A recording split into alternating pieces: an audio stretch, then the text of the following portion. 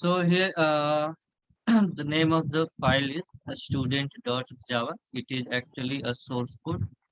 So here I am going to open it in Notepad++. So it is actually a text editor in which we can type a program. So this is the program. So here in this program, you can see I have created one class. So the name of the class here is student. So this whole program is covered inside this single class student. Okay.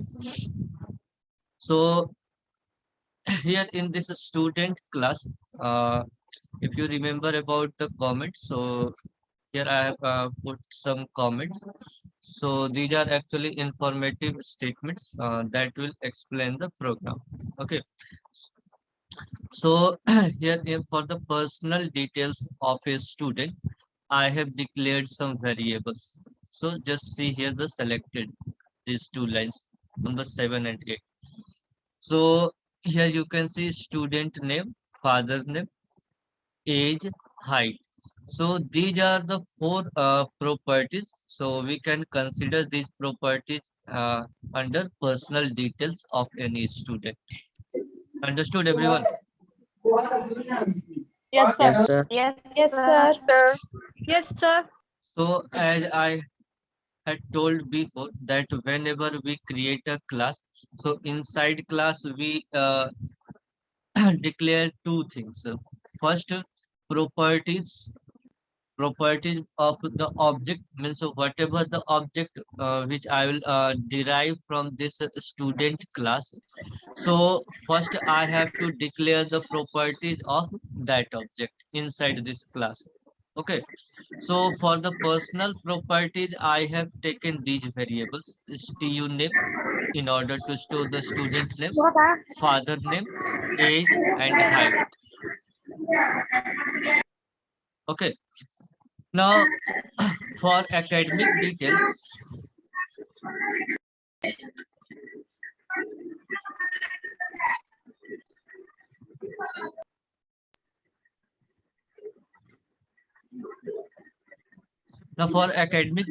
here you can see variables. So I have taken 5 variables to store the marks in 5 different subjects. Then there is variable total to store the total scored marks, and then there is variable percent marks to store percentage marks. Okay,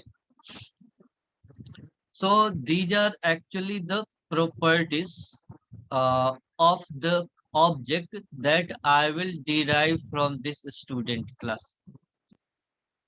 Is there any problem? No, sir. No, sir. No, sir. Means No, sir. whatever the student I'll derive from this student class means the name of the object. So that object will have properties like this. The name of the student means there will be a value for the name of the student. There will be value for the name of father, age, height, as well as marks in these 5 subjects. There will be value for total and percentage marks also. Okay. So in these variables, I will be able to store the value of the different property of a particular student. So here particular student will be represented using an object. Okay. Now come to the behaviors. Okay. So for behaviors, we have to create methods. So how you will identify a method? So a method has its name. So here you can see this input data is the name of the method. After the name, you will find this small bracket, also known as parenthesis. So whenever you find a statement like this or a command like this in program, so just consider it as a method. Okay. So here input data is a method. So here I have created this input data method to take input in all these variables. Means to take the name of the student, father's name. So first user had to enter the all these details. Na? So all these details will be taken inside this input data method. So this is one of the behavior of this student class. Okay. So here you can see different instructions are there to take input in these properties. So you can see these two statements are for displaying the message. So the first message you can see enter personal details. So it will appear. Then enter the name of the student. So whatever the name of the student is, that will be taken by this instruction line. So the name will be stored inside this stu name variable. Then father's name will be stored inside this father name variable. Means whatever the variables I have declared here, here in this section. So these variables will store certain value for a student. So this input data method is dedicated for taking input from user side in these variables. Okay, now if we get all these input, means these personal details as well as academic details. Academic details, in academic detail I am only taking input in 5 subject marks, not total and percentage marks. I'll calculate the total marks and percentage marks based on the marks scored in these subjects. Okay, so now here you can see another method. So the name of method is what here? What is the name of method here? Display Display. parenthesis. Display. Display. Yes, the name of the method here is display, and parenthesis you don't have to say. Parenthesis is always used just after the name of the method. Okay. So here display method is made to show all the output for a student. So you can see this instructions to display the output. So the first line you can see personal details. So it is a message that will appear on the screen. Next you can see name of the student. So whatever the name of the student that will be joined with this message, means name of the student will appear in the left portion, and just after this colon symbol, the actual name will be shown there. Okay, so this happens also with this father's name, age, height. Now after personal detail, academic details will be shown. So in academic details you can see marks in all these 5 subjects will be shown. Okay, so like this display function will work when I will execute this program. Okay, now you can see other methods are also here, like this calc total. So this method is here in order to calculate the total marks scored by the student. So here you can see this particular line will is adding here all the subject marks and storing the value in this total variable. Okay, so whatever the result comes in total marks, so this will be displayed using this statement. So whenever we use this calc total method here in this program, so this method will first calculate the total scored marks, and then it will display the obtained marks by the student. Next method you can see here is calc PER. Calc PER here I have made to calculate the percentage marks. So if we have found the obtained marks, then we can easily calculate the percentage marks. So for this purpose, here I have made this calc PER method. So in this method, you will find the statement for calculation, and then after calculation, the result will be displayed on the screen. Now come to this next method. So the next method here is calc div, means calculate division. So if we have got percentage marks, then we can easily calculate the division based on the percentage marks. So here I have made certain criteria, like if someone's mark is more than 60%, then the student has got first division. If it is more than 40, then second division.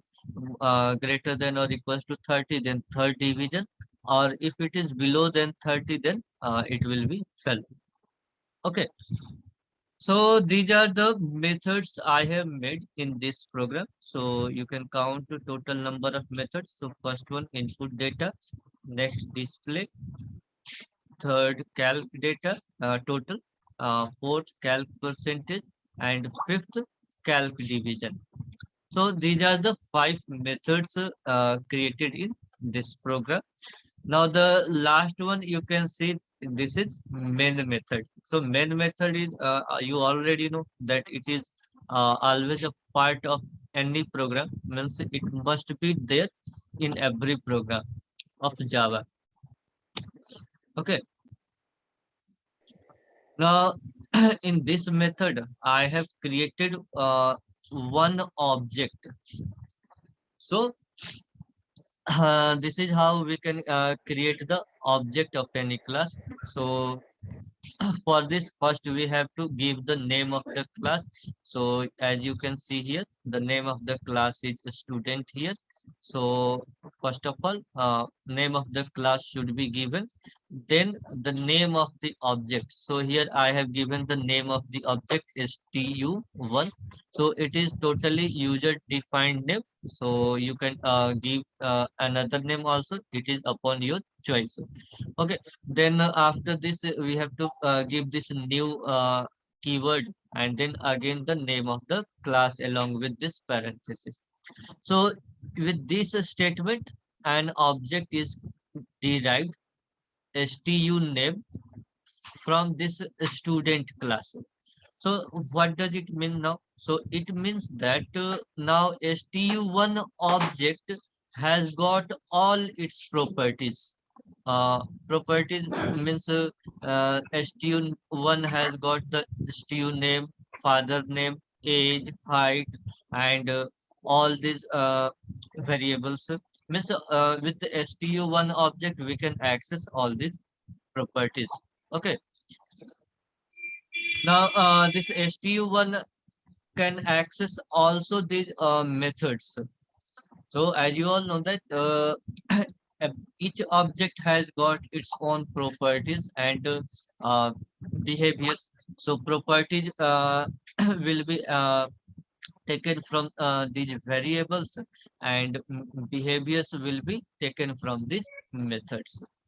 So if an object is derived from this student class, so the object can access the properties also as well as behaviors also. So here you can see this stu1 is accessing this input data method, and in the last you can see this stu1 is accessing the display method also. So now I'm going to execute this program. Okay.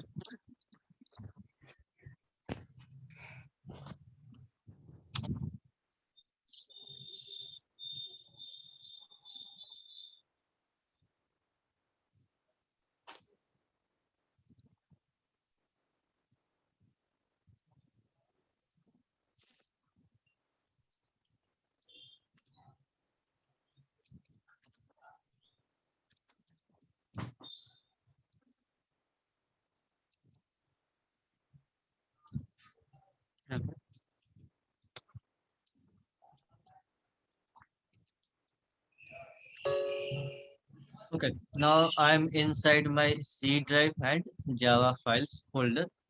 So my program is inside this Java files folder. So now I'm going to compile this program. So once again here I'm going to show you in this folder. There are total 6 files.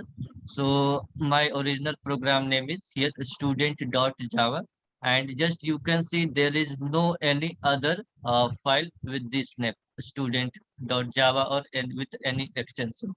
Okay, now I'm going to compile this program. So to compile, we have to use java c command and then name of the file student.java. Let us see.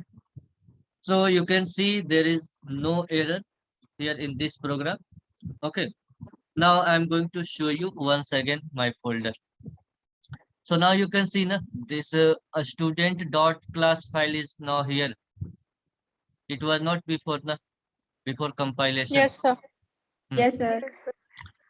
So this is actually the bytecode file generated after successful compilation of any Java source code file. Okay, Source. means whenever we compile any Java source code, so if compilation is done successfully, then a dot class file is created with the same name. Okay, this is actually the bytecode file, and this bytecode file will be executed by the Java virtual machine that is present inside the Java JDK software. Okay, so now I am going to execute this program. So first I am going to clear this screen, then I will execute this program. So Java and then name of the dot class file. So mark here that no need to put dot class extension this time while executing your program. Okay, simply Java is the command and student is the name of the file. Okay, now I'm going to press enter button. So here you can see the first message appear, enter personal details. So in the personal details, it is asking enter the name of student. So here I have to enter the name of this student. So what name I should?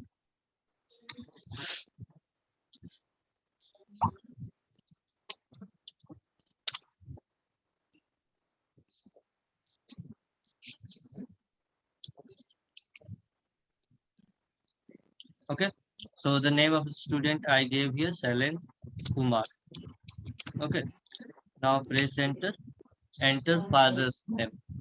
So father's name, let us choose any random name. Like Rishikesh. Enter. Enter age. So 90.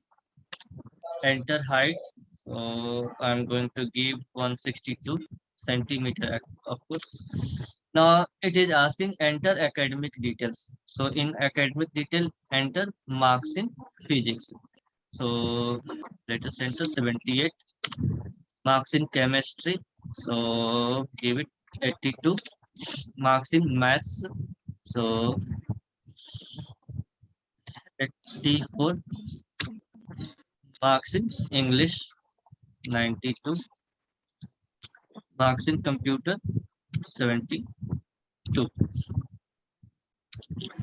Now you can see here the output. So at this point, enter marks in computer. So just see after this. So in the personal detail, you can find name of the student, father's name, age, height, and now in academic details, you can see the marks scored in different subjects.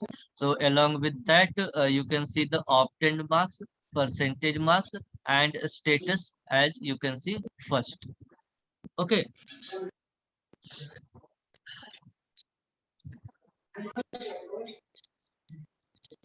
So understood this execution? Yes, sir. Yes, sir. Yes, sir. Yes, sir. Okay.